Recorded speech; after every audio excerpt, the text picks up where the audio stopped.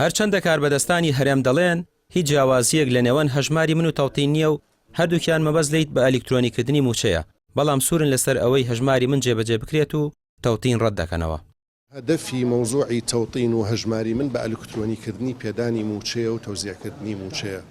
نابێت ئەم شتە بە ئیجباری فلان پرۆژە ئجبار موظف ئجبار بکرێت کە ئەمە جێبەجێ بکات. ئێمە ئیشمان لەسەر ئەوەیە کە موچەخۆر حڕ بێت لەوەی لە چ بانقێک بیاوێت موچەکەی بکاتە ئەلکترۆنی. ئەوە ئیشی ئێمە بە پێی قراری بڵێن بانقی مرکزی عێراقی ئەوانەی کە ئیشان کردووە لە تەوتینە زیاتر لە 28 بانقن هیوادارین لە حکوومەتی هەرێمی کوردستان لە هەرێمی کوردستان هەر 28 بانقەکە دەزواڵا بکرێنەوە بۆی هەموو موچەخۆرێک لە هەرێمی کوردستان بتوانێت لەوێ موچەی خۆی تەوتین بکات.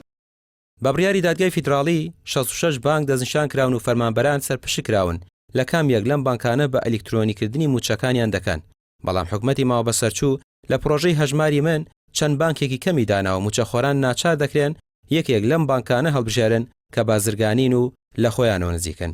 پەرلەمانتارێکیش دووپاتی دەکاتەوە تا پرسی تەوتین جێبەجێ نەکرێت گرفتی موچە بەردەوامی دەبێت.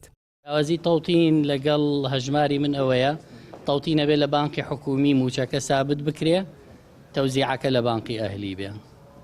اعتیماد کراوەتە سەر ئەو ڕوونکردنەوەی وەزارەتی محکەمەی ئیتیحادی، بەڵام ئەوەش قانونی نییە.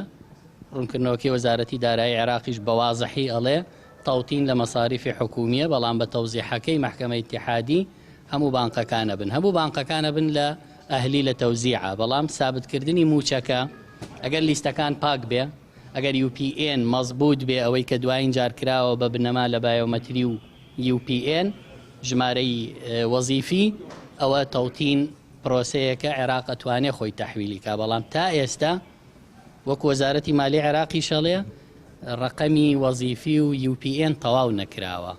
ناوی دووبارە لە ناو وەزارەتەکانی هەرێم بوونی هەیە، بەردەوامە لە نێوان حکوومەتی هەرێم و حکوومەتی ئیتیحادی دوو موچە هەر بوونی هەیە. ئەمانە زۆر بە ئاسانی دەکرا چارەسەر بکرێت، کە نەکراوە دەبێ بکرێ. ئەگەرنا کێشەکانمان ئێستا ئەوە دەگەینە بەرەو کۆتایی مانگی یەکە ڕۆین موچەی مانگی 12 لە نێوان ئەم وەڵام و وەڵام کاریە هاوڵاتیان زەرەرمەندی یەکە من کە وەریان نەگرتووە. هەرێم ئەگەر بە تەوتین ڕازی بێت دەبێت مەرجەکانی عێراق جێبەجێ بکات، بە تایبەت ڕادەستکردنی دوایین دیناری داهاتی ناوخۆ، ڕادەستکردن و فرۆشتنی نەوت بە سۆمۆ.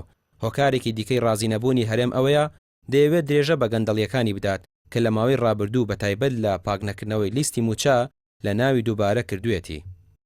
ڕامیار عوسمان، کەناڵی پێام، سلێمانی.